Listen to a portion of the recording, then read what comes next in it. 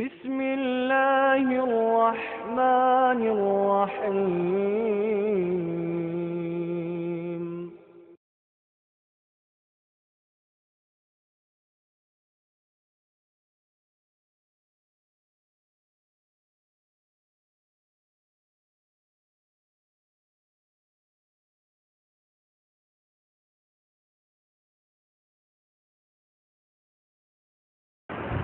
إن الحمد لله نحمده ونستعينه ونستغفره ونعوذ بالله من شرور أنفسنا ومن سيئات أعمالنا من يهده الله فلا مضل له ومن يضلله فلا هادي له وأشهد أن لا إله إلا الله وحده لا شريك له وأشهد أن محمدا عبده ورسوله أما بعد فإن خير الحديث كتاب الله وخير الهدي هدي محمد صلى الله عليه وسلم وشر الأمور محدثاتها وكل محدثة بدعة وكل بدعة ضلالة وكل ضلالة في النار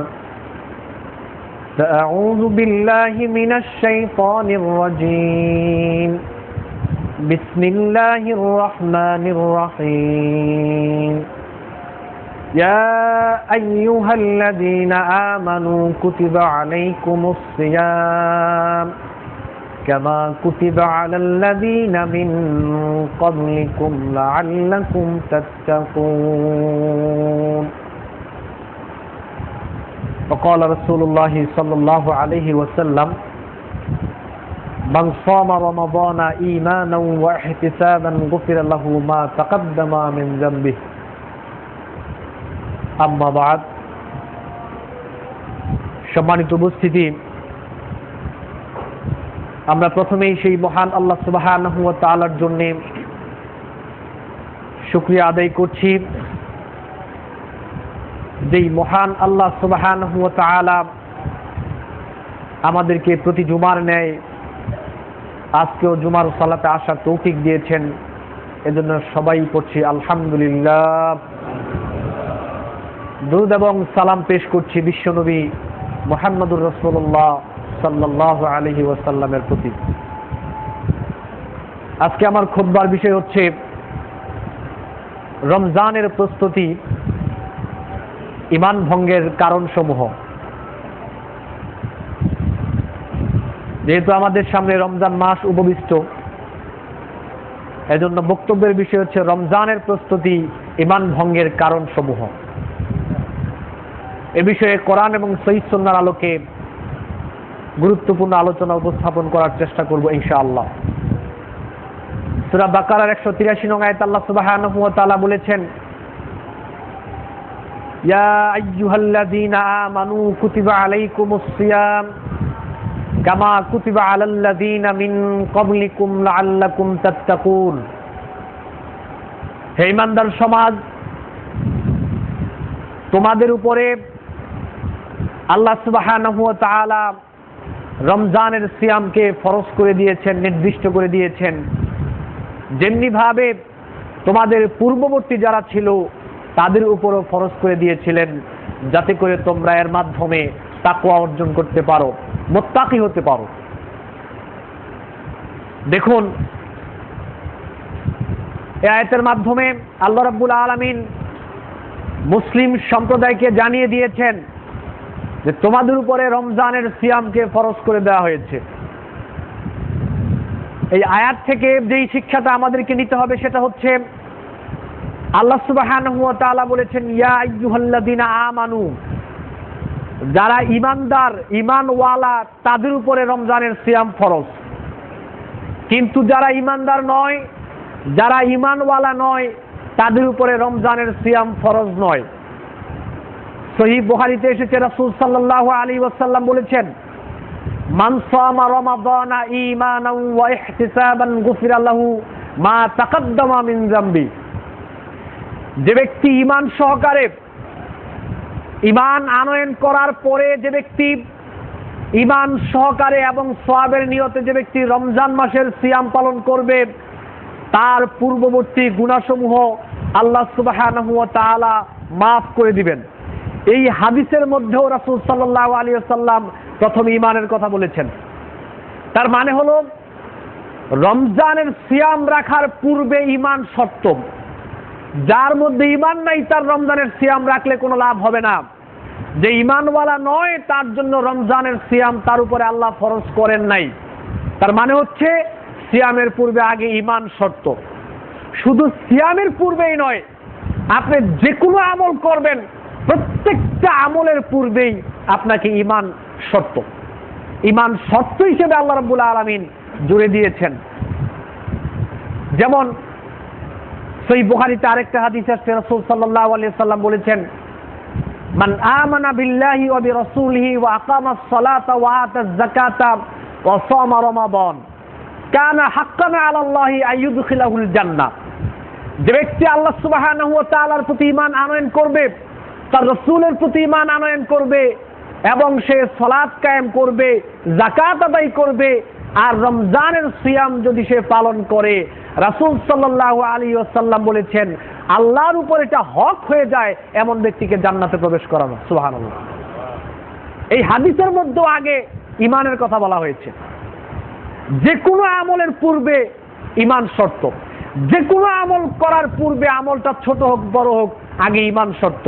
ঈমানবিহীন কোন আমল আল্লাহ সুবহানাহু ওয়া তাআলার কাছে ধর্তব্য হবে না, মানে গ্রহণযোগ্য হবে না। এজন্যই আপনারা একটা ব্যাপার খেয়াল করে দেখবেন, পবিত্র কোরআনের যত জায়গায় আল্লাহ সুবহানাহু ওয়া তাআলা আমলের কথা বলেছেন তার পূর্বে ঈমানের কথা বলেছেন। যত জায়গায় আমলের কথা বলেছেন তার পূর্বে ঈমানের কথা বলেছেন। এখন আপনি তো বলতে পারেন যে আমি তো ঈমান এনেছি, কালেমার প্রতি তো আমার বিশ্বাস আছে, আমি সালাত আদায় করি, আমি পিছনে সিয়াম পালন করেছি, সামর্থ্য থাকলে যাকাত দিয়েছি, টুকটাক ভালো কাজ করার চেষ্টা করেছি, আমার তো ঈমান আছেই। আমি বলবো যে ভালো কথা, আপনার ঈমান আছে, কিন্তু ঈমান থাকার পরেও আপনার সাথে আমার কিছু কথা আছে। যেমন সালাতের জন্য আপনি যখন ওযু করেন তখন কিন্তু সেই ওযু দিয়েই আপনি সব সময় সালাত আদায় করতে পারেন না, সেই ওযু কিন্তু ভেঙে যায়। তার মানে ওযু ভঙ্গের কিছু কারণ রয়েছে, যে এই কারণগুলো থাকলে মানুষের ওযু নষ্ট হয়ে যায়। এখন আপনি যদি বলেন আমার তো ওযু আছেই, মাঝখান দিয়ে আপনার ওযু ভঙ্গ হলো কি হলো না সেটা আপনি জানেন না, এখন ওযু ভঙ্গ হয়ে গেল, আপনি এমন অবস্থায় সালাতে দাঁড়াইলেন। খেয়াল করেন, 2 রাকাত সালাত আপনি আদায় করলেন, 2 রাকাত সালাতে আপনার সময় লেগেছে 1 ঘন্টা। একজন লোক 2 রাকাত সালাত আদায় করার জন্য দাঁড়ালো, সময় নিয়েছে 2 ঘন্টা 2 রাকাত সালাত আদায় করতে। যেমন সুন্দর ছিল তার রুকু, যেমন সুন্দর ছিল তার সিজদা, যেমন সুন্দর তার তাসবিহ তাহলিল, যেমন সুন্দর তার কেরাত, 2 রাকাত সালাত আদায় করেছে, সময় নিয়েছে 2 ঘন্টা। এত সুন্দর করে ওই লোকটা সালাত আদায় করলো, কিন্তু ঘটনা হলো এই, সালাত আদায়ের শেষে যখন সে সালাম ফিরালো, সালাম ফিরানোর পরে তার মনে হলো তার ওযু ছিল না। এখন সালাত কি টিকবে? না, সালাত টিকবে না। মুসলিম শরীফের মধ্যে আসছে, রাসূল সাল্লাল্লাহু আলাইহি ওয়াসাল্লাম বলেছেন লা তুকবালু সালাতান বিগাইরি তুহুরিন, পবিত্রতা ব্যতীত কোনো সালাত কবুল হবে না। তাহলে সালাত কবুল হওয়ার জন্য পবিত্রতা শর্ত। এখন আপনি মনে করতে পারেন যে আমার তো ওযু ছিল না, ওযু থাকার পরও ওযু ভঙ্গের যে কারণগুলো ছিল ওই যে কোনো একটা কারণ পাওয়ার কারণে আপনার ওযু ভঙ্গ হয়েছে, ওযু নাই, এখন নষ্ট হয়ে গেছে। এখন আবার আপনাকে নতুন করে পুনরায় ওযু করে আপনাকে আবার সালাত আদায় করতে হবে। তদ্রূপ ঈমান ভঙ্গেরও কিছু কারণ রয়েছে, ওযু ভঙ্গের মতো ঈমান ভঙ্গেরও কিছু কারণ রয়েছে। আপনি ঈমান এনেছেন, ভালো কথা, এতদিন আপনি অনেক আমল করেছেন, তাও ভালো কথা, কিন্তু আপনার ঈমানটা চলে গিয়েছে কিনা ওযুর মতো, এইটা তো একটু ভেবে দেখার ব্যাপার। ঈমান ভঙ্গের কিছু কারণ রয়েছে। আজকে আমাদের সমাজের মানুষ মসজিদে মসজিদে আমরা খুতবার মাধ্যমে, বক্তব্যের মাধ্যমে, দাওয়াতি কাজের মাধ্যমে মানুষদেরকে ওযু ভঙ্গের কারণ শিক্ষা দিচ্ছি, কিন্তু ঈমান ভঙ্গের কারণ শিক্ষা দিচ্ছি না। এদেশের মুসলিম সম্প্রদায় বেশিরভাগ মানুষ ঈমান ভঙ্গের কারণ তারা জানে না। কেন? দায়ী আমরা তাদেরকে ঈমান ভঙ্গের কারণ শিক্ষা দেই নাই। ওযু ভঙ্গের কারণ জানা যতটুকু গুরুত্বপূর্ণ, তার থেকে হাজার কোটি বেশি গুরুত্ব হলো, তার থেকে অনেক অনেক বেশি গুরুত্বপূর্ণ হলো ঈমান ভঙ্গের কারণ জানা। কেন? আপনি ওযু ভঙ্গের কারণ আপনি জানলেন, আপনার সালাত যদি ওযুর কারণে না হয়, আপনি হয়তো ওই সালাত আদায় করার সুযোগ পাইবেন, কিন্তু আপনার ঈমান যদি নষ্ট হয়ে যায় আর পাহাড় পরিমাণ আমল নিয়ে যদি আপনি আল্লাহর সামনে উপস্থিত হন, আপনার যদি নির্ভেজাল ঈমান না থাকে, নির্ভেজাল সঠিক আকীদা যদি আপনার না থাকে, পাহাড় পরিমাণ আমল নিয়ে আল্লাহর সামনে উপস্থিত হলে ঈমান ভঙ্গের কারণে, নষ্ট ঈমান থাকার কারণে, নষ্ট আকীদা থাকার কারণে পরকালে পাহাড় পরিমাণ আমল আল্লাহর কাছে ধর্তব্য হবে না, গ্রহণযোগ্য হবে না। কিন্তু সালাত আদায় করার সুযোগ আপনি এই দুনিয়াতে পাইতেন, পাওয়ার সুযোগ ছিল, কিন্তু ঈমান নষ্ট হয়ে যাওয়ার কারণে পাহাড় পরিমাণ আমল করেও আল্লাহর সাথে সাক্ষাৎ করার পরে যখন আপনাকে জানানো হলো বা আপনি জানতে পারলেন আপনার আকীদা ভালো ছিল না, আপনার ঈমান নির্ভেজাল ছিল না, নষ্ট ঈমান ছিল, নষ্ট আকীদা ছিল, সেই দিন কিন্তু সালাতের মতো দ্বিতীয়বার নতুন করে আমল করার কোনো সুযোগ পাইবেন না। এজন্য ওযু ভঙ্গের যেরকম কিছু কারণ রয়েছে, ঈমান ভঙ্গেরও তদ্রূপ কিছু কারণ রয়েছে।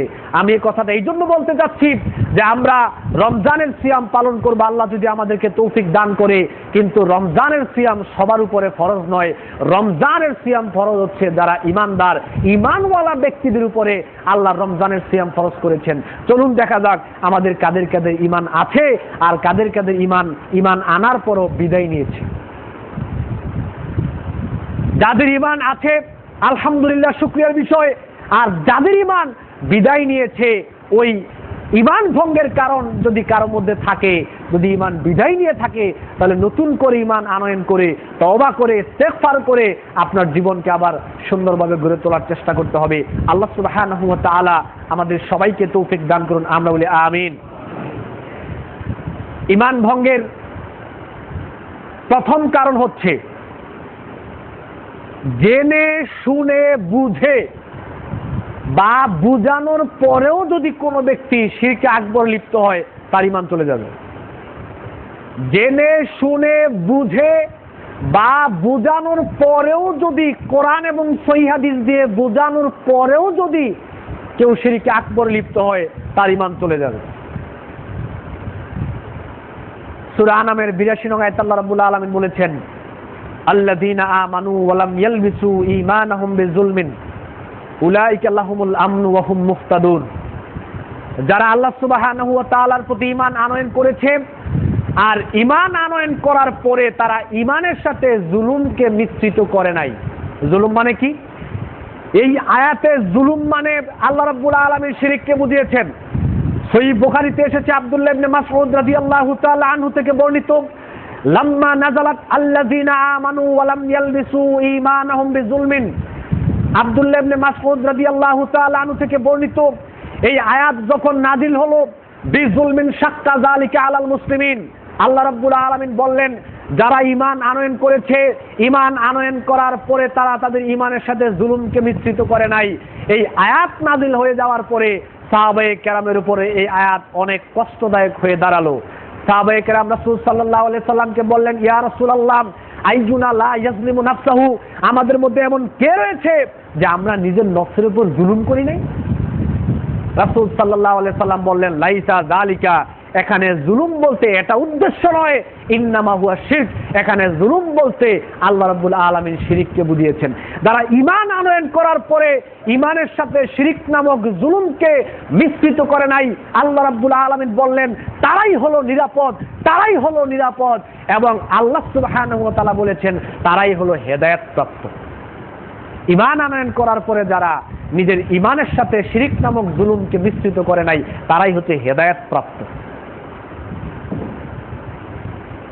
দেখুন, ঈমান আনয়ন করার পরে যদি কেউ আল্লাহর সাথে শিরকে আকবরে লিপ্ত হয়, তাহলে আল্লাহ সুবহানাহু ওয়া তাআলার সাথে তার সম্পর্ক ছিন্ন হয়ে যায়। আর এই অবস্থায় আল্লাহ সুবহানাহু ওয়া তাআলা তার জীবনের সমস্ত আমলগুলোকে বরবাদ করে দেন। সূরা জুমারের ৬৫ নং আয়াতে আল্লাহ রাব্বুল আলামিন তার রাসূলকে লক্ষ্য করে বলেছেন, লাইন আশরাকতা লা ইয়াহবাতান্না আমালুক ওয়ালা তাকুনান্না মিনাল খাসিরিন। আপনিও যদি শিরিক করতেন আপনার জীবনের সমস্ত আমলগুলোকে আল্লাহ সুবহানাহু ওয়া তাআলা বরবাদ করে দিতেন। সূরা আনামের 88 নং আয়াতে আল্লাহ রাব্বুল আলামিন বলেছেন ওয়ালাউ আশরাকু লাহাবিতা আনহুম মা কানু ইয়ামালুন। শিরকের মধ্যে যদি কেউ লিপ্ত হয় তাহলে আল্লাহ সুবহানাহু ওয়া তাআলা তার জীবনের সমস্ত আমলগুলোকে আল্লাহ বরবাদ করে দিবেন। শিরকে আকবরে লিপ্ত হলে আল্লাহর সাথে বান্দার সম্পর্ক ছিন্ন হয়ে যায়, আল্লাহ সুবহানাহু ওয়া তাআলা তার জীবনের সমস্ত আমলগুলোকে বরবাদ করে দেন। আর এই অবস্থায় যদি সে মৃত্যুবরণ করে তাহলে তার জন্য জান্নাতকে আল্লাহ রাব্বুল আলামিন হারাম করে দেন। সূরা মায়েদার 72 নং আয়াতে আল্লাহ রাব্বুল আলামিন বলেছেন ইন্নাহু মাইয়ুশরিক বিল্লাহি ফাকাদ হারামাল্লাহু আলাইহিল জান্নাহ। যারা আল্লাহ সুবহানাহু ওয়া তাআলার সাথে শিরক করা অবস্থায় আল্লাহ রাব্বুল আলামিনের সাথে সাক্ষাৎ করবে তাদের জন্য আল্লাহ রাব্বুল আলামিন জান্নাতকে হারাম করে দিবেন। আল্লাহ রাব্বুল আলামিন তাদের জন্য জান্নাতকে হারাম করে দিবেন এবং তাদের থাকার জায়গা আল্লাহ রাব্বুল আলামিন জাহান্নামকে নির্ধারণ করে দিবেন। ঈমান আনয়ন করার পরে জেনে শুনে বুঝে বোঝানোর পরেও যদি কেউ শিরকে আকবর লিপ্ত হয় তাহলে আল্লাহর সাথে বান্দার সম্পর্ক ছিন্ন হয়ে যায়, তার জীবনের সমস্ত আমল বরবাদ হয়ে যায়। এই অবস্থায় যদি সে মৃত্যুবরণ করে তার জন্য আল্লাহ জান্নাতকে হারাম করে দিবেন এবং শিরকে আকবর লিপ্ত হওয়ার সাথে সাথে তার ঈমান চলে যায়। ঈমান ভঙ্গের 1 নাম্বার কারণ হচ্ছে জেনে শুনে বুঝে বোঝানোর পরেও যদি কেউ শিরকে আকবর লিপ্ত হয় তার ঈমানটা নষ্ট হয়ে যায়। 2 নম্বর হচ্ছে এই শিরকে আকবরের মধ্যেই এটা অন্তর্ভুক্ত আল্লাহ সুবহানাহু ওয়া তাআলাকে বাদ দিয়ে অন্য কোন মানুষের নিকট দোয়া করা, বিভিন্ন প্রার্থনা করা।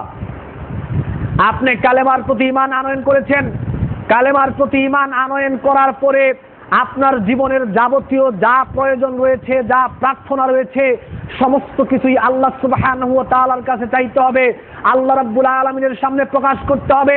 আল্লাহ সুবহানাহু ওয়া তাআলা সূরা বাকারার 186 নং আয়াতে বলেছেন ওয়া ইযা সাআলাকা ইবাদি আন্নী ফাইন্নী করিব। হে রাসূল, আপনার নিকট আপনার কাছে যখন তারা আমার সম্পর্কে আপনাকে জিজ্ঞেস করে আপনি বলে দেন আমি তাদের অতি নিকটবর্তী রয়েছি, আমি তাদের এতই নিকটবর্তী রয়েছি। ফাইন্নী করিব উজিবু দাওয়াতাদ দাঈ ইযা দাআনি। তার সে যদি কোনো কিছু আমার কাছে চাইতে হয় আমার কাছে বলেন চাইতে, প্রার্থনা করার চাইতে হলে আমার কাছে বলেন প্রার্থনা করতে, আমি তার এতই নিকটবর্তী রয়েছি। বান্দা আমার কাছে যা প্রার্থনা করবে, যা দোয়া করবে আমি আল্লাহ সুবহানাহু ওয়া তাআলা তাকে তাই দিব।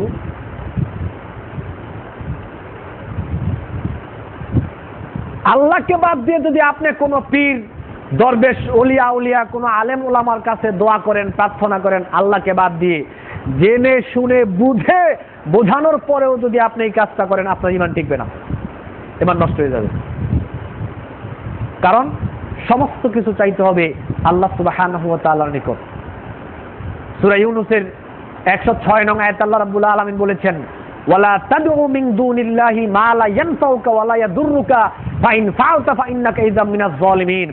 আল্লাহ রাব্বুল আলামিন বলেন তোমরা আল্লাহকে বাদ দিয়ে অন্যদের কাছে তোমরা যেই প্রার্থনা করো বা তাদেরকে ডাকো, হতে পারে সেটা আপনার পীর, বুজুর্গ, ওলি আউলিয়া, দরবেশ, আলেম ওলামা, দেব দেবী, অনেক কিছুই সেখানে হতে পারে। আল্লাহকে বাদ দিয়ে কোন সৃষ্টিকে যদি তোমরা ডাকো তারা তোমাদের কোনো উপকারও করতে পারবে না, তারা তোমাদের কোনো ক্ষতিও করতে পারবে না। আর জেনে রাখো তোমরা যদি আল্লাহ সুবহানাহু ওয়া তাআলাকে বাদ দিয়ে কোন পীর, বুজুর্গ, ওলি আউলিয়া, দরবেশ, আলেম ওলামা, দেব দেবীর নিকট কোনো দোয়া করো, প্রার্থনা করো, আল্লাহ রাব্বুল আলামিন জানিয়ে দিলেন তোমরা জালেমদের অন্তর্ভুক্ত হয়ে যাবে। সূরা ইউনূসের 106 নং আয়াত। তিরমিজি শরীফে এসেছে রাসূল সাল্লাল্লাহু আলাইহি ওয়াসাল্লাম বলেছেন, হাদিসটি সহিহ, রিয়াদুস সালিহিনের প্রথম খণ্ডে পাবেন। আল্লাহর নবী বলেছেন লাউ ইজতামাআত আলা আইয়ানফাউকা বিশাইইন লাম ইয়ানফাউকা ইল্লা বিশাইইন কাদ কাতাবাল্লাহু আলাইক।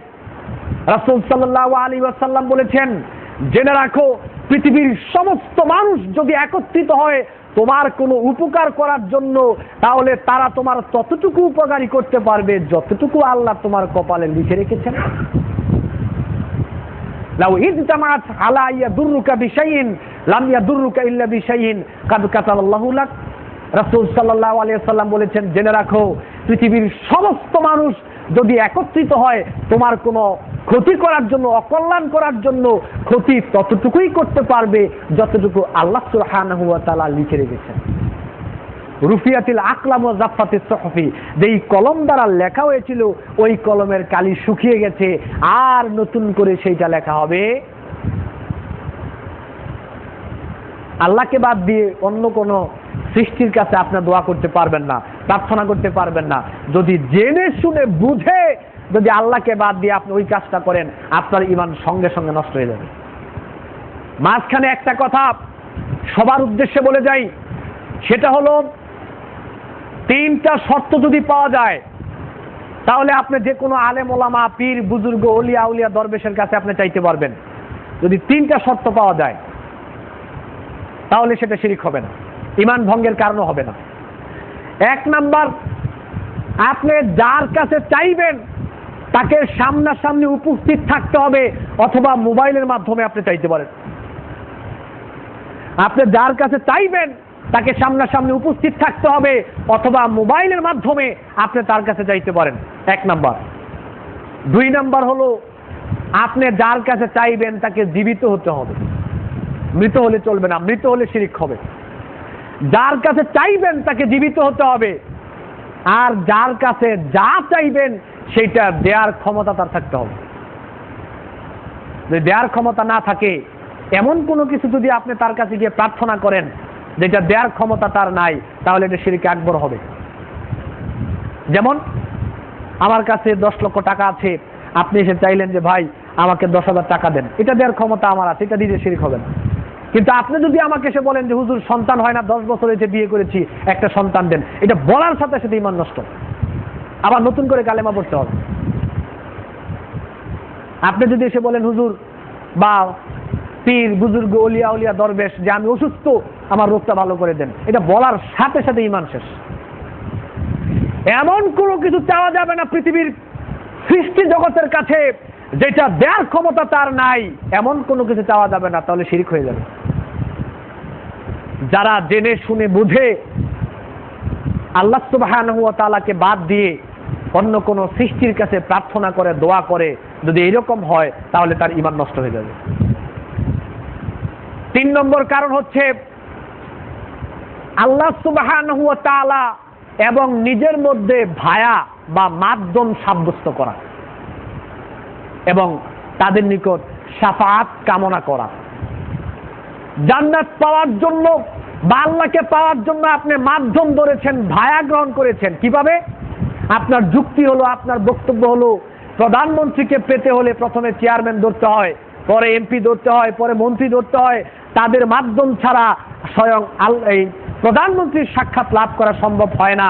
তদ্রূপ আল্লাহ সুবহানাহু ওয়া তাআলাকে পেতে হলো দুনিয়ার মধ্যে ভায়া গ্রহণ করতে হবে, মাধ্যম ধরতে হবে।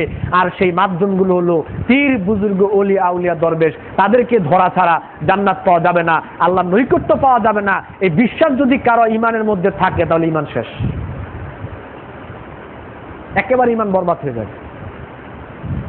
সূরা তাওবার 31 নং আয়াতে আল্লাহ বলেছেন, ইত্তাখাযু আহবারাহুম ওয়া রুহবানাহুম আরবাবাম মিন দুনিল্লাহ। তারা আল্লাহকে বাদ দিয়ে তারা তাদের পীর, বুজুর্গ, ওলি আউলিয়া, দরবেশ, আলেম ওলামাদেরকে তারা তাদের রবের মতো করে তারা বানিয়ে নিয়েছে। রবের সাথে যেরকম সম্পর্ক রাখার কথা ছিল, ওই সম্পর্ক রবকে বাদ দিয়ে তারা সেই সৃষ্টির সাথে, আলেম ওলামার সাথে, পীর, বুজুর্গ, ওলি আউলিয়া, দরবেশের সাথে তারা রবের মতো করে সম্পর্ক রাখে। তারা ওদেরকে রবের মতো করে বানিয়ে নিয়েছে।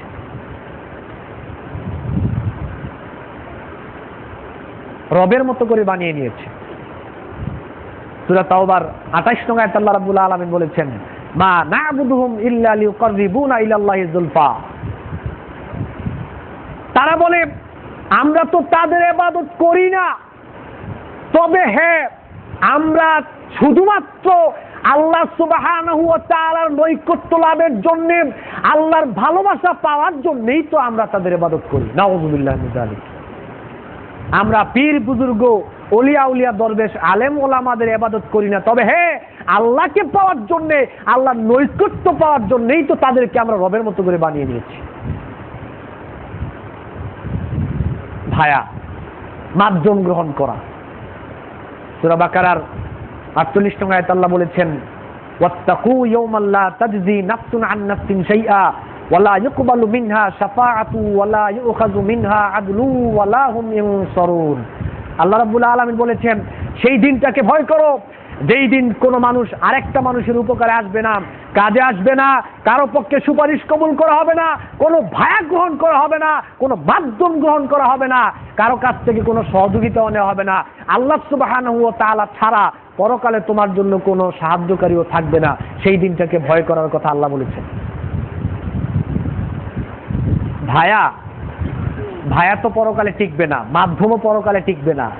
বুখারী শরীফের হাদিসে আসছে, আল্লাহ রাসূল সাল্লাল্লাহু আলাইহি সাল্লাম বলেছেন, ওয়ালামু আন্নাহু লা ইয়ানজু আহাদুম মিনকুম বিআমালিহি, তোমরা জেনে রাখো পরকালে কোনো মানুষ তার আমলের দ্বারা সে মুক্তি পাবে না। সাহাবায়ে কেরাম জিজ্ঞেস করলো, ইয়া রাসূলুল্লাহ ওয়ালা আনতা, আপনিও না? আল্লাহর নবী বললেন যে ওয়ালা আনা, আমিও না, ইল্লা আইয়াতা গাম্মাদানি আল্লাহ বিরহমাতিন মিনহু ওয়া ফাদলিন, পরকালে আমি নবীও আমলের দ্বারা মুক্তি পাবো না, একমাত্র শুধুমাত্র আল্লাহ সুবহানাহু ওয়া তাআলার রহমত ছাড়া, আল্লাহর অনুগ্রহ ছাড়া পরকালে আমি নবীও মুক্তি পাবো না।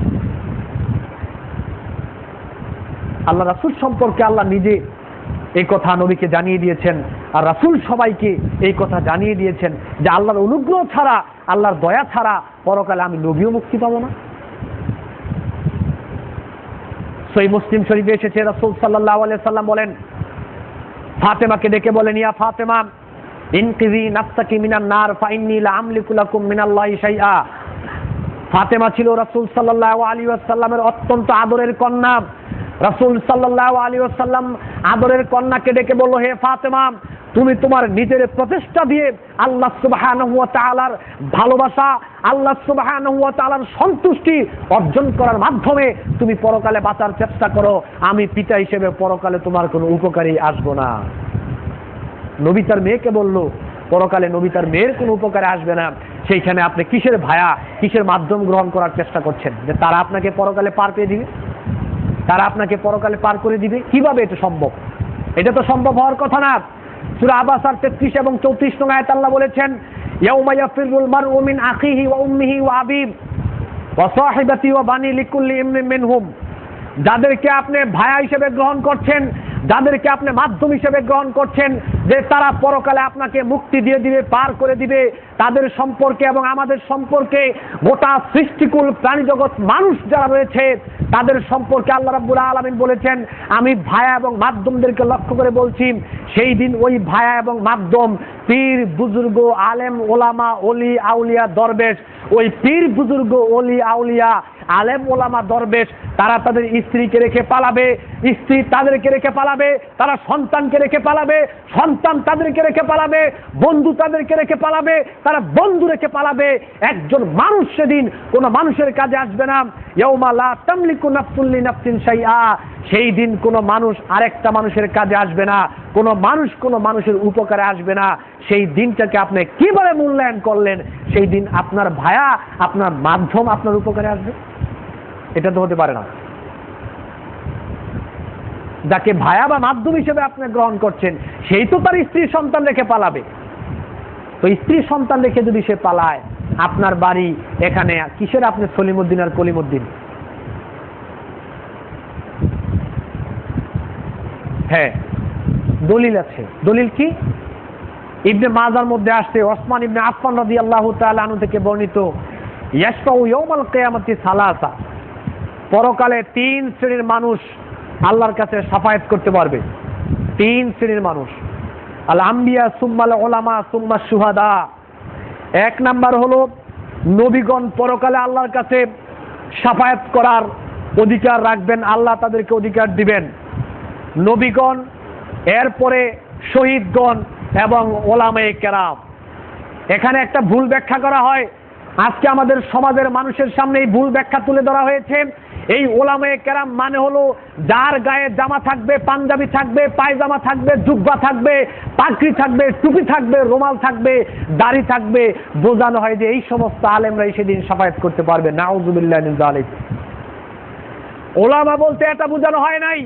ওলামার সংজ্ঞা হলো যে ব্যক্তি আল্লাহ সুবহানাহু ওয়া তাআলা সম্পর্কে যতটুকু জানবে এবং আল্লাহ সুবহানাহু ওয়া তাআলাকে যে যত বেশি মেনে চলবে, সেই হলো ওলামা। ওলামা হওয়ার জন্য পাঞ্জাবি, জুব্বা, পাগড়ি, টুপি এইগুলো শর্ত নয়। ওলামা হলো তারা যারা আল্লাহ সুবহানাহু ওয়া তাআলা সম্পর্কে অধিক জানে এবং অধিক মানে, তারাই হলো ওলামা, তারাই আলেম। আচ্ছা, আপনার যুক্তির খাতিরে সামান্য সময়ের জন্য আমি মেনে নিলাম যে আপনার ওই পীর বুজুর্গ ওলিয়া উলিয়া দরবেশি মেনে নিলাম কিছুক্ষণের জন্য যে ওই হলো আপনার হে হাদিসের ওলামা, মেনে নিলাম। এখন আপনার তাকে আপনি ভায়া গ্রহণ করেছেন, মাধ্যম গ্রহণ করেছেন, সে আপনার জন্য সুপারিশ করবে, সাফায়াত করবে, ঠিক আছে, মেনে নিলাম কিছুক্ষণের জন্য সে আপনার জন্য সাফায়াত করবে। আচ্ছা ঠিক আছে, এখন আপনাকে একটা প্রশ্ন করি, ওই ভায়া বা ওই মাধ্যম পীর বুজুর্গ সে জান্নাতি না জাহান্নামী, এটা কি আমরা জানি? বলেন সবাই, জানি? তাহলে সে যদি জাহান্নামী বা জান্নাতি আমরা নাই জানি, সে যদি জান্নাতি না হয় তাহলে আপনার জন্য সাফায়াত করবে কিভাবে? আগে তো তাকে জান্নাতে যেতে হবে, জান্নাতে না গিয়ে আপনার জন্য সাফায়াত করবে কিভাবে? প্রথম প্রশ্ন। আচ্ছা ধরে নিলাম যুক্তির খাতিরে, ধরে নিলাম যে সে জান্নাতি, ধরে নিলাম জান্নাতে গেল, আল্লাহ তাকে জান্নাত দিল, এখন সে আপনার জন্য সুপারিশ করবে। কয়জন সুপারিশ করবে? সর্বোচ্চ 70 জন। তিরমিজি শরীফের মধ্যে আসছে একজন শহীদ ওই শাফাউ ফি 70 মিন আকারিবিহি, তার নিকটবর্তী আত্মীয় স্বজনের মধ্য থেকে 70 জন মানুষকে জাহান্নামী ঈমানওয়ালা 70 জন মানুষকে সে সুপারিশ করে জান্নাতে নিতে পারবে, আল্লাহ তাকে এই ক্ষমতা দিবেন, সর্বোচ্চ 70 জন। তাও আপনার ইচ্ছা না, আপনি যাকে খুশি তার জন্য সুপারিশ করবেন না, আল্লাহ বাছাই করে দিবে তার জন্য সুপারিশ কর, আপনি তার জন্য করবেন। আয়াতুল কুরসির শেষ আয়াতে বলা হয়েছে কি? মান যাল্লাযী ইয়াশফাউ ইনদাহু ইল্লা বিইযনিহি, আল্লাহর অনুমতি ছাড়া কেউ সুপারিশ করতে পারবে না, আল্লাহর অনুমতি ব্যতীত সেদিন নবীও সুপারিশ করতে পারবে না। পীর বুজুর্গ তো মিয়া ভালোই, আল্লাহর অনুমতি সাপেক্ষে এবং আল্লাহ বাছাই করে দিবেন আপনি কার কার জন্য সুপারিশ করবেন যদি জান্নাতে যান। সর্বোচ্চ 70 জন মানুষের জন্য একজন শহীদ সুপারিশ করতে পারবে এবং শহীদের মর্যাদা আল্লাহ রাব্বুল আলামিন অনেক দিয়েছেন। আচ্ছা এখন ছোট্ট করে একটা প্রশ্ন করি, আপনার পীর বুজুর্গ আলেম ওলামা দরবেশ ওলিয়া উলিয়া যাদেরকে আপনি ভায়া হিসেবে গ্রহণ করেছেন, ধরে নিলাম যুক্তির খাতিরে সেই ওলামা সেই জান্নাতে আল্লাহ তাকে জান্নাত দিলেন, এখন সে আপনার জন্য সুপারিশ করবে, সে সুপারিশ করতে পারবে সর্বোচ্চ 70 জনের। ছোট্ট করে একটা প্রশ্ন করি, মুরিদ কয় হাজার? সুপারিশ করতে পারবে সর্বোচ্চ 70 জনের জন্য, কিন্তু মুরিদ তো হাজার হাজার। এখন কি আবার মারামারি লাগবে না? বিবেকে নেন, আপনি সেই 70 জনের ভিতরে পড়বেন কিনা খেয়াল করেন তো। সুপারিশ করবে 70 জনের জন্য, যদি যায় আল্লাহর অনুমতি সাপেক্ষে, আল্লাহ বাছাই করে দিবেন। এখন মুরিদ তো হাজার হাজার, সে 70 জনের জন্য সুপারিশ করবে কিভাবে? তা আমি বলি এগুলো তো সব বোঝানোর জন্য বলছি, আমি বলি যে টাকা যারা বেশি দিবে সুপারিশ তাদের জন্যই করা হবে, কারণ এটা তো ব্যবসা, টাকার ব্যবসা। যারা বেশি টাকা দিবে সুপারিশ তাদের জন্য করা হবে, এইটাই মূলত বোঝা হয়। নাউযুবিল্লাহি মিন যালিক। আল্লাহ সুবহানাহু ওয়া তাআলা এবং বান্দার মাঝখানে কোনো ভায়া বা মাধ্যম চলবে না। আল্লাহ রাব্বুল আলামিনকে পেতে হলে স্বয়ং আপনার নিজের প্রচেষ্টার মাধ্যমেই আল্লাহকে পাওয়ার চেষ্টা করতে হবে। মাঝখানে কোনো মাধ্যম বা কোনো ভায়া যদি আপনি গ্রহণ করার চিন্তা ভাবনা করেন, আপনাকে বোঝানোর পরেও যদি চিন্তা ভাবনা আপনার মনে থাকে, আপনার কালেমা টিকবে না, আপনার ঈমান নষ্ট হয়ে যাবে, ঈমান টিকবে না, ঈমান নষ্ট হয়ে যাবে। এরপরে আল্লাহ সুবহানাহু ওয়া তাআলাকে বাদ দিয়ে কোন সৃষ্টিকে যদি ইবাদতের নিয়তে আপনি সিজদা করেন বুঝে শুনে, তাহলে আপনার ঈমান চলে যাবে। সূরা হজ্জের ৭৭ নং আয়াতে আল্লাহ বলেছেন, ইয়া আইয়ুহাল্লাযীনা আমানু রুকউ ওয়াসজুদু ওয়া'বুদু রাব্বাকুম, হে ঈমানদার সমাজ, তোমরা একনিষ্ঠভাবে আল্লাহ সুবহানাহু ওয়া তাআলাকে রুকু করো, আল্লাহ সুবহানাহু ওয়া তাআলাকে তোমরা সিজদা করো একনিষ্ঠভাবে। তিরমিজি শরীফের মধ্যে এসেছে, মুসলিমের রওয়ায়াতে আসছে, রিয়াদুস সালিহিনের প্রথম খণ্ডে আছে যে লা ইউসলিহু লিরাজুলিন আইয়াসজুদা লিআহাদিন, একজন মানুষের জন্য এটা জায়েজ নাই, এটা শুদ্ধ হবে না, এটা ঠিক হবে না যে সে একজন মানুষকে সিজদা করবে, একটা সৃষ্টি হয়ে আরেকটা সৃষ্টিকে সিজদা করবে, এটা তার জন্য জায়েজ হবে না।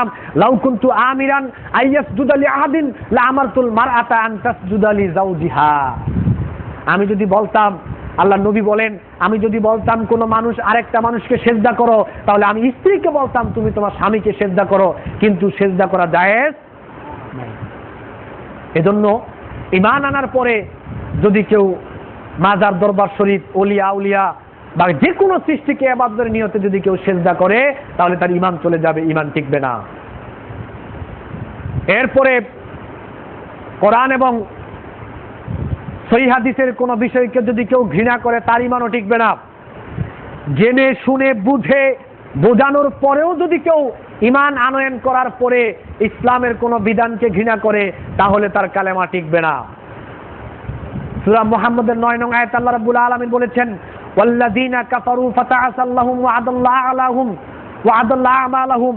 আল্লাহ রাব্বুল আলামিন বলেছেন, যারা কুফরি করেছে তাদের জন্য নিশ্চিত অবধারিত ধ্বংস রয়েছে, তাদের জীবনের সমস্ত আমলকে বরবাদ করে দেওয়া হবে। যালিকা বিআন্নাহুম কারিহু মা আনজালাল্লাহু ফাআহবাতা আমালাহুম।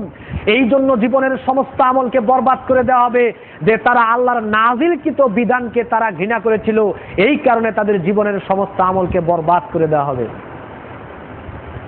দাড়ি টুপিকে ঘৃণা করবেন, মাদ্রাসায় পড়ালেখাকে ঘৃণা করবেন, কোরআন হাদিস পড়ালেখাকে ঘৃণা করবেন, আলেম ওলামাদেরকে ঘৃণা করবেন, ইসলামকে ঘৃণা করবেন, আপনার ঈমান টিকবে না, ঈমান নষ্ট হয়ে যাবে।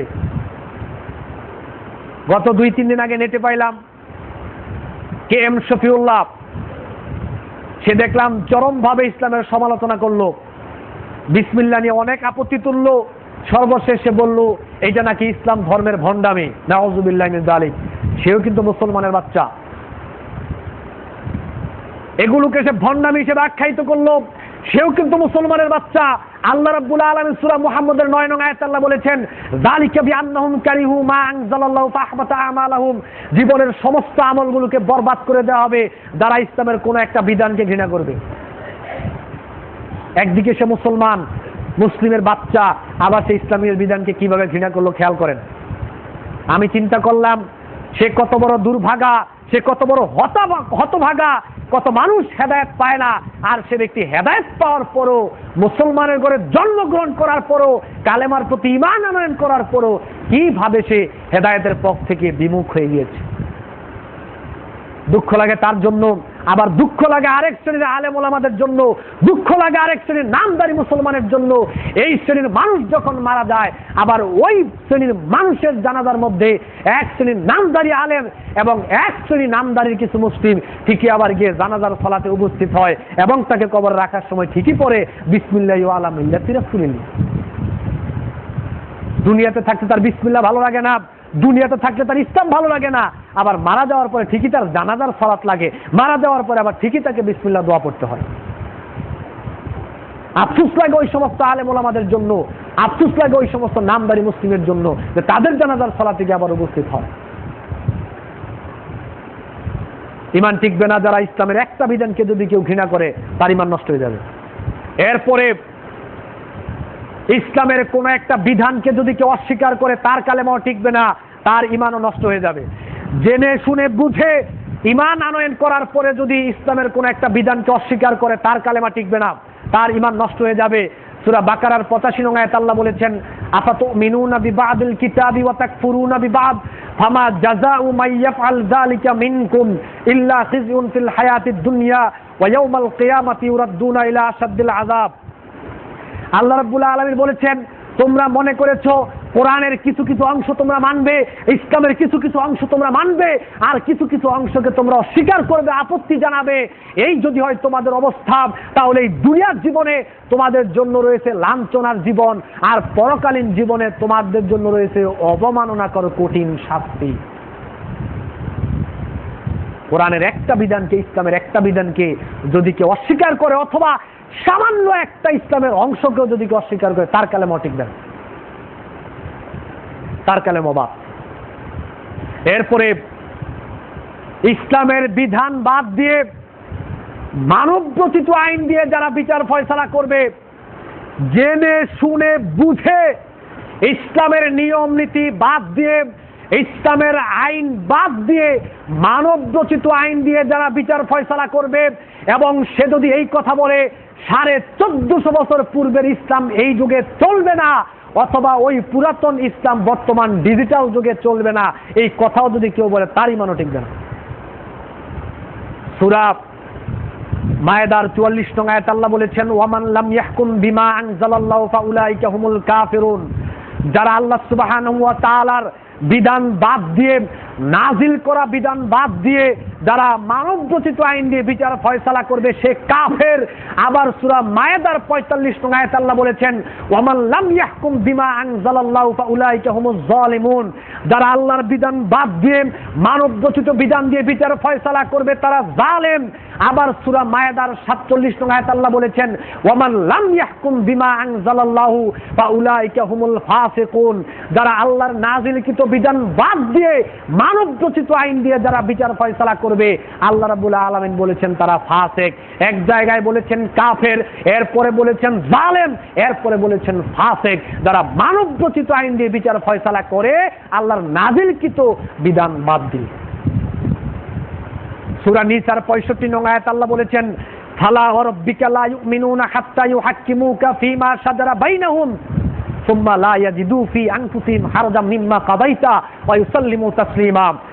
ততক্ষণ পর্যন্ত কেউ ঈমানদার হতে পারবে না যারা আল্লাহ সুবহানাহু ওয়া তাআলার নাযিলকৃত বিধানের প্রতি যারা সন্তুষ্ট না হবে, আল্লাহর নাযিলকৃত বিধান যারা মেনে না নিবে, ততক্ষণ পর্যন্ত ওই ব্যক্তি ঈমানদার হতে পারবে না। আল্লাহর নাযিলকৃত বিধান বুঝে শুনে বুঝানোর পরেও যদি আল্লাহর নাযিলকৃত বিধান বাদ দিয়ে মানব রচিত বিধান দিয়ে বিচার ফয়সালা করেন তাহলে ঈমান চলে যাবে। এরপরে কোরআন এবং সহিহ হাদিসের কোনো বিষয় নিয়ে যদি কেউ ঠাট্টা করে তার ঈমানও চলে যাবে। কোরআন এবং সহিহ হাদিসের কোনো বিষয় নিয়ে যদি কেউ ঠাট্টা করে তার ঈমানও চলে যাবে। সূরা তাওবার 65 এবং 66 নং আয়াত আল্লাহ বলেছেন, কুল আবিল্লাহি ওয়া আয়াতিহি ওয়া রাসূলিহি কুনতুম তাস্তাহজিউন। তোমরা কি বলো, আল্লাহ সুবহানাহু ওয়া তাআলা তার আয়াতসমূহ তার রাসূলগণকে নিয়ে তোমরা ঠাট্টা বিদ্রুপ করেছিলে। লা তাতাদিরু, আজকে তোমরা কোনো উযর পেশ করবে না, তোমাদের কাছ থেকে কোনো উযর গ্রহণ করা হবে না। কাদ কাফারতুম বাদা ঈমানিহিম, তোমরা ঈমান আনয়ন করার পরে আল্লাহ সুবহানাহু ওয়া তাআলা তার কিতাব সমূহ, তার রাসূলগণ সমূহ এবং তার যে বিধিবিধান রয়েছে এইগুলোকে ঠাট্টা করে তোমরা পুনরায় ঈমান আনার পরে আবার কুফরিতে লিপ্ত হয়ে গিয়েছো। কোরআন এবং সহিহ হাদিসের কোনো বিষয় নিয়ে ঠাট্টা বিদ্রুপ করলে আপনি কুফরিতে লিপ্ত হয়ে যাবেন, আপনার ঈমান চলে যাবে, নতুন করে আবার ঈমান আনয়ন করতে হবে। এরপরে দ্বীনের বিধিবিধান পরিবর্তন করা, ইসলামের বিধিবিধানকে পরিবর্তন করা এবং ইসলাম ছেড়ে অন্য কোনো ধর্মের সংস্কৃতি পালন করা, লালন পালন করা, ওইগুলোকে মনে প্রাণে বিশ্বাস করা, অর্থাৎ অন্য ধর্মের প্রতি আকৃষ্ট হওয়া, দীক্ষিত হওয়া এবং অন্য ধর্ম গ্রহণ করা অর্থাৎ মোরতাদ হয়ে যাওয়া, এই রকম অবস্থা যদি আপনার হয় তাহলে আপনার ঈমান নষ্ট হয়ে যাবে। সূরা বাকারার 217 নং আয়াত আল্লাহ বলেছেন, ওয়া মাইয়ারতাদিদ মিনকুম আন দীনি ফায়ামুত ওয়া হুয়া কাফিরুন। যারা দ্বীন ইসলাম থেকে বিমুখ হয়ে অন্য ধর্মের দিকে চলে যাবে আর এই অবস্থায় সে মৃত্যুবরণ করলে ওয়া হুয়া কাফের, সে হবে কাফের। ফাউলাইকা হাবিতাত আমালুহুম ফিদ দুনিয়া ওয়াল আখিরাহ, এবং এই অবস্থায় যদি সে মৃত্যুবরণ করে সে হবে কাফের। তার দুনিয়ার জীবনে, পরকালীন জীবনে সমস্ত আমল আল্লাহ রাব্বুল আলামিন বরবাদ করে দিবেন। ফাউলাইকা হাবিতাত আমালুহুম ফিদ দুনিয়া ওয়াল আখিরাহ ওয়া উলাইকা আসহাবুন নার হুম ফিহা খালিদুন, এবং তার থাকার জায়গা হলো জাহান্নাম, চিরকাল সে জাহান্নামে অবস্থান করবে। ইসলাম ধর্মের রীতিনীতি আপনার ভালো লাগে না, হিন্দু বৌদ্ধ খ্রিস্টানদের রীতিনীতি আপনার ভালো লাগে, সেইগুলো পালন করতে আপনার ভালো লাগে, সেইগুলো যদি আপনার মনে প্রাণে বিশ্বাস ঢুকে যায়, আপনি মুরতাদ যদি হয়ে যান, ইসলামের নিয়ম নীতি বাদ দিয়ে যদি ওইগুলো ধারণ করেন, ওইগুলো আপনার ভালো লাগে, আপনার আকীদায় যদি ওইগুলো ঢুকে যায় তাহলে আপনার ঈমান নষ্ট হয়ে যাবে। এরপরে জাদু টোনা করা, যারা জাদু টোনা করে তাদের ঈমান চলে যায়। কিভাবে? এই চিন্তা ভাবনা করে, বিশ্বাস করে যে স্বামী স্ত্রীর মধ্যে ফাটল সৃষ্টি করে দিব, সংসারটা ভেঙে দিব, জাদু টোনা করে ঈমান চলে যাবে। অথবা একটা মেয়েকে আমার দিকে আকৃষ্ট করব সম্পর্ক করার জন্য, এই চিন্তা ভাবনা করে জাদু টোনা করে ঈমান চলে যাবে। সূরা বাকারার 102 নং আয়াত আল্লাহ বলেছেন, ওয়ালাকাদ আলিমু মান ইশতারা মা লাহু ফিল আখিরাতি মিন খালাক। যে ব্যক্তি জাদু টোনার পদ্ধতি অবলম্বন করে, সূরা বাকারার 102 নং আয়াত আল্লাহ বলেছেন, যে ব্যক্তি জাদু টোনার পদ্ধতি অবলম্বন করে পরকালে তাদের জন্য কোনো অংশ নাই। অংশ নাই মানে জান্নাতে তাদের জন্য কোনো অংশ নাই, তবে হ্যাঁ জাহান্নামে আছে। আবু মুসা আশআরী রাদিয়াল্লাহু তাআলা আনহু থেকে বর্ণিত, আবু মুসা আশআরী রাদিয়াল্লাহু তাআলা আনহু থেকে বর্ণিত, মুসনাদ আহমদে এসেছে, হাদিসটি সহিহ। রাসূল সাল্লাল্লাহু আলাইহি ওয়াসাল্লাম বলেছেন, সালাসাতুন লা তাদখুলুল জান্নাহ, 3 শ্রেণীর মানুষ জান্নাতে যাবে না। এর মধ্যে একটা হলো মুদমিনুল খামর ওয়া কাতুর রাহিম ওয়া মুসাদ্দিকু বিস-সাহরি। যে ব্যক্তি সর্বদা মদ পান করে সে জান্নাতে যাবে না।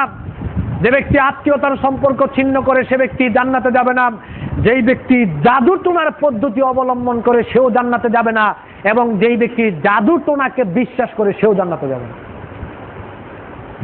জাদু টোনার পদ্ধতি অবলম্বন করলেও সে জান্নাতে যাবে না, এবং জাদু টোনাকে যদি সে বিশ্বাস করে তাহলে সেও জান্নাতে যাবে না। এটা ঈমান ভঙ্গের কারণ। এরপরে কাফেরকে কাফের মনে না করা, এইটাও ঈমান ভঙ্গের কারণ। রবীন্দ্রনাথ ঠাকুরকে কাফের মনে করতে হবে। যদি কাফের মনে না করেন তাহলে আপনার ঈমান চলে যাবে। সুরঞ্জিত সেনগুপ্তকে কাফের মনে করতে হবে। যদি কাফের মনে না করে অন্যটা মনে করেন, ঈমান আপনার চলে যাবে। হিন্দু, বৌদ্ধ, খ্রিস্টান যারা অমুসলিম তাদেরকে অমুসলিম মনে করতে হবে। যদি অমুসলিম মনে না করেন তাহলে আপনার ঈমানও চলে যাবে। আপনার ঈমানও চলে যাবে। সূরা তাওবার মধ্যে আল্লাহ রাব্বুল আলামিন বলেছেন, ইয়া আইয়ুহাল্লাযীনা আমানু ইন্নামাল মুশরিকুনা নাজাসুন। হে ঈমানদার সমাজ, যারা মুশরিক তারা অপবিত্র। অপবিত্র মানে আত্মিক, অন্তর্গত, বিতর্গত দিক দিয়ে তারা অপবিত্র, এবং বাহ্যিকভাবে তারা অপবিত্র। সূরা বাইয়ানার 6 নং আয়াতে আল্লাহ রাব্বুল আলামিন বলেছেন, ইন্নাল্লাযীনা কাফারু মিন আহলিল কিতাবি ওয়াল মুশরিকিনা ফি নারি জাহান্নামা খালিদিনা ফিহা। আহলে কিতাবদের মধ্য থেকে নিশ্চয়ই যারা কুফরি করেছে, আহলে কিতাবদের মধ্য থেকে, মুশরিকদের মধ্য থেকে, তাদের থাকার জায়গা হচ্ছে জাহান্নাম। তারা সেখানে চিরকাল অবস্থান করবে। উলাইকা হুম শাররুল বারিয়া, সৃষ্টি জগতের মধ্যে তারা হচ্ছে অত্যন্ত নিকৃষ্ট। এজন্য কাফেরকে কাফেরই মনে করতে হবে। যদি কাফেরকে কেউ কাফের মনে না করে তাহলে তার ঈমান চলে যাবে। তারপরে আপনাকে মুসলিমদের বিরুদ্ধে অমুসলিমদেরকে সহযোগিতা করলে ঈমান চলে যাবে। মুসলিমদের বিরুদ্ধে অমুসলিমদেরকে সহযোগিতা করলে ঈমান চলে যাবে। আজকে বর্তমান সমাজে গোটা ওয়ার্ল্ড, আমরা যারা মুসলিম কান্ট্রি, মুসলিম দেশ রয়েছি, আজকে মুসলিম সম্প্রদায় ইহুদিদের সাথে বন্ধুত্ব বাড়াচ্ছে, আর মুসলিম রাষ্ট্রগুলোর সাথে, মুসলিম অধ্যুষিত দেশের সাথে আমরা কি করছি? শত্রুতা বাড়াচ্ছি। ইহুদিদের সাথে বন্ধুত্ব বাড়াচ্ছি মুসলিম হয়ে, আর মুসলমানদের বিরুদ্ধে, ইসলামের বিরুদ্ধে আমরা কি করছি? শত্রুতা পোষণ করছি। ইসলামকে ধ্বংস করার জন্য ইহুদিদেরকে সহযোগিতা করছি, মুসলিমদেরকে ধ্বংস করার জন্য ইহুদিদেরকে সহযোগিতা করছি, কোরআন হাদিসের শিক্ষাকে ধ্বংস করার জন্য আজকে আমরা ইহুদিদেরকে সহযোগিতা করে যাচ্ছি। এজন্য ইহুদিদেরকে যারা সহযোগিতা করবে মুসলমানদের বিরুদ্ধে, ইসলামের বিরুদ্ধে, তার ঈমান থাকবে না, তার ঈমানও চলে যাবে, তার ঈমানও টিকবে না, তার ঈমানও টিকবে না। ওয়ামাই ইয়াতাওয়াল্লাহুম মিনকুম ফাইন্নাহু মিনহুম। আল্লাহ সুবহানাহু ওয়া তাআলা পবিত্র কোরআনে জানিয়ে দিয়েছেন যে তারা যারা তাদেরকে বন্ধু হিসেবে গ্রহণ করবে, মানে মুসলিমদের মধ্য থেকে যারা তাদেরকে, সূরা মায়েদার 51 নং আয়াত আল্লাহ বলেছেন, মুসলিমদের মধ্য থেকে যারা ইহুদি, বৌদ্ধ, খ্রিস্টান, হিন্দু তাদেরকে যারা বন্ধু হিসেবে গ্রহণ করবে, আল্লাহ বলছেন সে তাদের অন্তর্ভুক্ত। মুসলিমদের মধ্য থেকে যারা ইহুদি, খ্রিস্টানদেরকে বন্ধু হিসেবে গ্রহণ করবে, আল্লাহ বলেছেন সে তাদের অন্তর্ভুক্ত। সূরা আল ইমরানের 28 নং আয়াতে আল্লাহ বলেছেন, লা ইয়াত্তাখিযুল মুমিনুনাল কাফিরিনা আউলিয়া মিন দুনিল মুমিনিন। তোমরা মুমিনদেরকে বাদ দিয়ে কাফেরদেরকে তোমরা বন্ধু হিসেবে গ্রহণ করিও না। ওয়া মাইয়াফআল যালিকা, আর যে এই কাজটা যে করবে, ওয়া মাইয়াফআল যালিকা, আর এই কাজটা যে করবে, তাহলে আল্লাহর সাথে তার কোনো আর অবশিষ্ট কোনো সম্পর্কই থাকবে না। ফাইনাল্লাহ ওয়া মাইয়াফআল যালিকা, যে এই আল্লাহর সাথে তার অবশিষ্ট কোনো সম্পর্ক থাকবে না। যারা মুমিনদেরকে বাদ দিয়ে কাফেরদেরকে যারা বন্ধু হিসেবে গ্রহণ করবে, আল্লাহর সাথে তার আর কোনো সম্পর্কই থাকবে না। আজকে অত্যন্ত গুরুত্বপূর্ণ ব্যাপার এটা, যে আমি মুসলিম পরিচয় দিয়ে আমি মুসলমানের বিরুদ্ধে ইহুদিদেরকে সহযোগিতা করছি, কাফেরকে সহযোগিতা করছি, যাতে মুসলমান সম্প্রদায়কে ধ্বংস করে দেওয়া যায়, কোরআন হাদিসের শিক্ষাকে ধ্বংস করে দেওয়া যায়, ইসলামকে ধ্বংস করে দেওয়া যায়। এজন্য আমি কাফেরদেরকে সহযোগিতা করছি। মুসলিম হয়ে আপনার ঈমান নষ্ট হয়ে গেছে, ঈমান নাই। সম্মানিত উপস্থিতি, সময় শেষ হয়ে গিয়েছে, আজকে আর বললাম না। তারপরে ইসলামিক বিচার ফয়সালায় যারা সন্তুষ্ট থাকে না, তার ঈমানও চলে যায়। আল্লাহ যেই জিনিসকে হালাল করেছেন, এটাকে যদি কেউ হালাল মনে না করে, আল্লাহ যেই জিনিসকে হারাম করেছেন, এটাকে যদি কেউ হারাম মনে না করে, তাহলে তার ঈমান চলে যায়। গায়রুল্লাহর নামে যদি কেউ জবাই করে, তার ঈমান চলে যায়। এইভাবে আরো কিছু কারণ রয়েছে। আমি মেন কয়েকটা ঈমান ভঙ্গের কারণ আপনাদের সামনে তুলে ধরলাম। এই কারণগুলো অত্যন্ত গুরুত্বপূর্ণ। কেন? সামনে রমজান মাস আসতেছে। বক্তব্যের বিষয় ছিল রমজানের প্রস্তুতি, ঈমান ভঙ্গের কারণ সমূহ। আগে ঈমান ঠিক, পরে সালাত, আগে ঈমান সংশোধন, পরে হচ্ছে সিয়াম। আগে ঈমান, পরে আপনার সালাত সিয়াম যা রয়েছে। কিন্তু ঈমান যদি আপনার ঠিক না থাকে, ঈমান যদি নষ্ট থাকে, তাহলে যত আমলই করেন না কেন, কোনো আমলই পরকালে কাজে আসবে না। এজন্য আসুন, আমরা সবাই, আমাদের সবার মধ্যেই কম বেশি ভুল রয়েছে।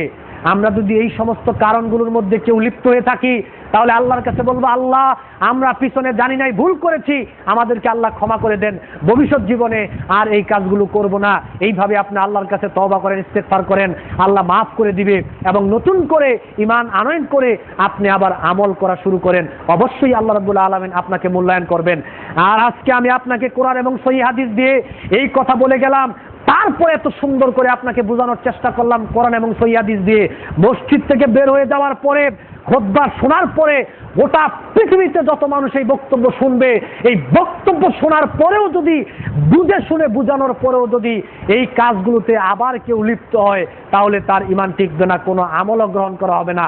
সারা জীবনও যদি কেউ নামাজ পড়ে, সারা জীবনও যদি কেউ নফল ইবাদত করে, রমজানের সিয়ামও যদি পালন করে, হজ করে, ওমরা করে, বোঝানোর পরেও যদি সেখান থেকে ফিরে না আসে, তার কোনো আমলই আল্লাহর কাছে গ্রহণযোগ্য হবে না। সর্বশেষ একটা উদাহরণ দিয়ে বক্তব্য শেষ করছি। আমি মনে হয় আপনাদের মসজিদে একবার বলেছিলাম যে 1 লেখার পরে আপনি যত শূন্য দিবেন, ততই সংখ্যা বাড়তেই থাকবে, বাড়তেই থাকবে, বাড়তেই থাকবে। এখান থেকে শুরু করে আমি যদি সেই আপনার একেবারে মালয়েশিয়া পর্যন্ত আপনি যদি শূন্য দিয়ে যান, 1 বা কোনো সংখ্যা লেগে যত শূন্য দিবেন, 1 বা সংখ্যার পরে ততই সংখ্যা বাড়তে থাকবে, বাড়তে থাকবে। কিন্তু এখান থেকে শূন্য দিতে দিতে আপনি যদি মালয়েশিয়া পর্যন্ত শূন্য দিয়ে যান, আর আগে যদি কোনো সংখ্যা বা নাই থাকে, 1 বা কোনো সংখ্যা যদি আগে না থাকে, এত হাজার কোটি শূন্যর কোনো দাম। ঈমানটা হচ্ছে 1। আগে ঈমান ঠিক করতে হবে, ঈমান সংশোধন করতে হবে, পরে আমল। আগে ঈমান সংশোধন করতে হবে, ঈমানকে মজবুত করতে হবে, আকীদাকে পরিষ্কার করতে হবে। নির্ভেজাল ঈমান লাগবে, নির্ভেজাল আকীদা লাগবে, তাহলে কম বেশি আমল হলেও আল্লাহর কাছে গ্রহণযোগ্য হবে। কিন্তু আপনার নির্ভেজাল আকীদা ছিল না, ঈমান ভালো ছিল না, আপনি অজস্র পাহাড় পরিমাণ আমল নিয়ে যদি আল্লাহর সাথে সাক্ষাৎ করেন, ওই আমল ধুলার কণার ন্যায় আল্লাহ রাব্বুল আলামিন উড়িয়ে দিবেন। সূরা ফুরকানের 23 নং আয়াতে আল্লাহ বলেছেন, ওয়া কাদিমনা ইলা মা আমিলু মিন আমালিন ফাজআলনাহু হাবাআন মানসুরা। সমস্ত আমলগুলোকে আল্লাহ ধুলার কণার ন্যায় উড়িয়ে দিবেন। আসুন আমরা সবাই চেষ্টা করি আমাদের ঈমানকে নবায়ন করার, আকীদাকে নবায়ন করার, ঈমানকে সংশোধন করে, আকীদাকে সংশোধন করে মজবুত নিয়ত ঈমান এবং আকীদা অধিকারী হয়ে আমরা কম বেশি আমল করে যেন আল্লাহর সাথে সাক্ষাৎ করতে পারি। আল্লাহ সুবহানাহু ওয়া তাআলা আমাদের সবাইকে সেই তৌফিক দান করুন। আমরা বলি আমিন। ওয়া আখিরু দাওয়ানা আলহামদুলিল্লাহি রাব্বিল আলামিন।